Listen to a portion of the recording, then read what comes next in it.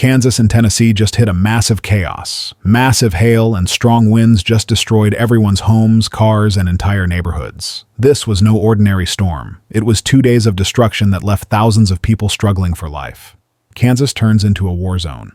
On September 3, 2025, central Kansas was absolutely hammered. What started like just another stormy afternoon quickly turned into one of the wildest weather events people there have seen in years. Imagine walking outside and seeing chunks of ice the size of tennis balls, or even baseballs, falling out of the sky at full speed. That's what happened. Wichita and the surrounding counties were right in the middle of it, and the damage was insane. Hailstones came crashing down, smashing through car windows and leaving deep dents all over vehicles. People said it sounded like someone was dropping rocks on their houses over and over again. Roofs got torn apart, siding was ripped clean off, and thousands of windows were cracked or shattered. On top of that, powerful winds joined the party. Gusts up to 75 miles per hour tore through neighborhoods, knocked trees across roads, and ripped power lines to the ground. At the peak, about 5,000 homes in Sedgwick County had no power, leaving families sitting in the dark, listening to the storm rage outside. And it wasn't just homes and cars. Schools got hit too. In McPherson County, school roofs took serious damage, including the gym at Elyria Christian School. The next morning, several schools had to shut down to inspect the damage and make sure the buildings were even safe. Farmers also took a massive hit. Entire fields of corn and soybeans were shredded in minutes, and some livestock operations reported injured animals that couldn't escape the hail. Years of hard work on the land were destroyed in one night. Emergency services were stretched thin. Firefighters, police, and city crews worked late into the night clearing fallen trees, making roads passable, and checking on families whose homes had been damaged. For a lot of people, this storm wasn't just a nuisance. It was a scary reminder of how quickly everything can change when weather like this rolls in. And just when Kansas thought it had seen the worst of it, the very next day, Tennessee had its own nightmare waiting.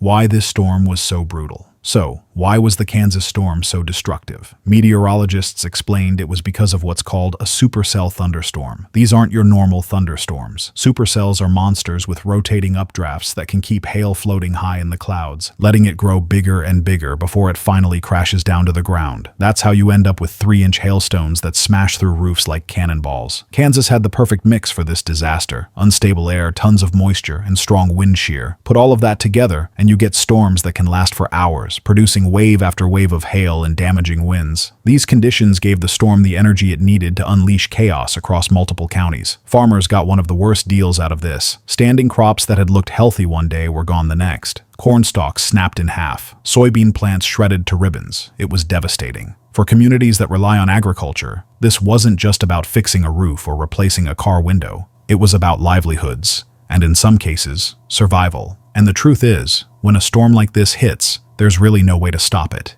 You just prepare as best as you can, ride it out, and then try to pick up the pieces afterward.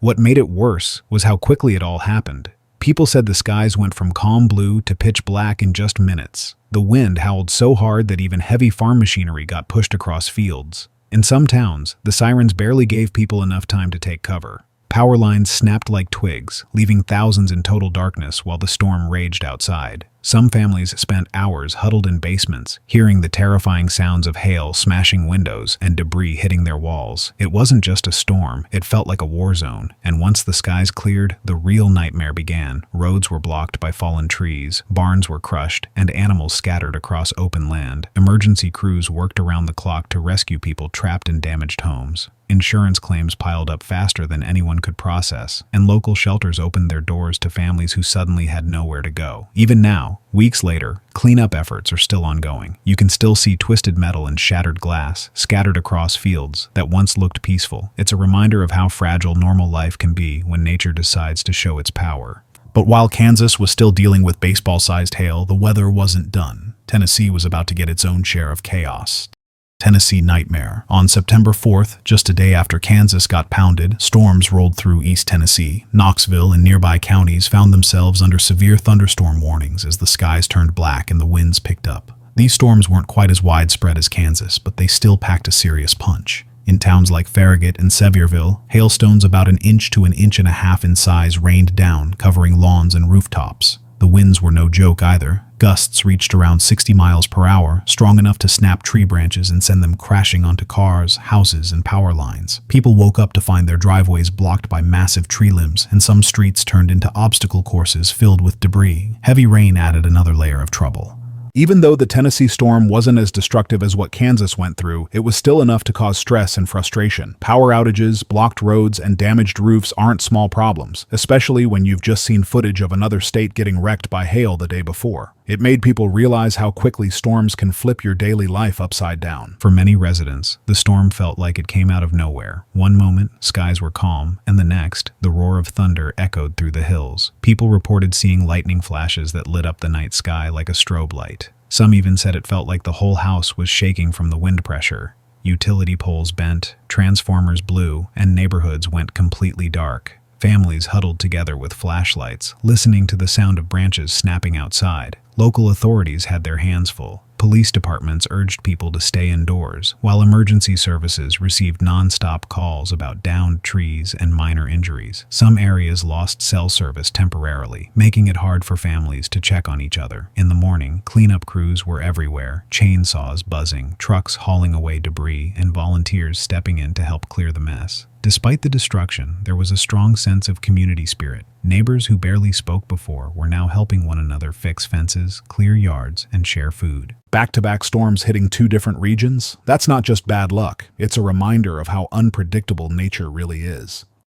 The Great Devastation. When the skies finally cleared, the real work began. In Kansas, families came outside to see the full extent of the damage. For many, the sight was heartbreaking. Cars that had been perfectly fine the day before were now covered in dents with busted windshields. Roofs were torn open, leaving living rooms and bedrooms exposed to rain. Water leaks soaked carpets and walls. It wasn't just about fixing things, it was about figuring out where to even start. Insurance companies were flooded with claims, and contractors were suddenly in crazy demand. Roof repairs, window replacements, siding, and car repairs were all top priorities, but wait lists were already forming. For farmers, the situation was even worse. There's no quick fix for a destroyed field. The financial hit from lost crops and damaged equipment will stick with families long after the storm fades from memory. Tennessee faced its own version of cleanup. Fallen trees had to be removed, roads had to be cleared, and power lines had to be repaired. Homeowners patched up roof holes from hail and called in contractors to fix gutters and siding. Some families had to deal with water damage from the heavy rain, adding another layer of stress to the recovery process. For many residents, it wasn't about comparing who had it worse. It was just about getting back to normal as fast as possible. Through it all, the best part was how people came together. Neighbors helped clear debris, shared generators, and checked in on each other. Volunteers and emergency crews worked around the clock. It showed that even in moments of chaos, community spirit is what gets people through. If these back-to-back storms showed anything, it's that severe weather doesn't care where you live or what you have planned. Kansas got walloped by giant hailstones, Tennessee got slammed by strong winds and heavy rain, and both states were left scrambling to recover. It proves just how important it is to be prepared. For Kansas and Tennessee, the road to recovery will take time, but if history has shown anything, it's that these communities know how to bounce back. What do you think? If this storm ever comes again, are we really prepared for the outcome? Share your thoughts in the comments section.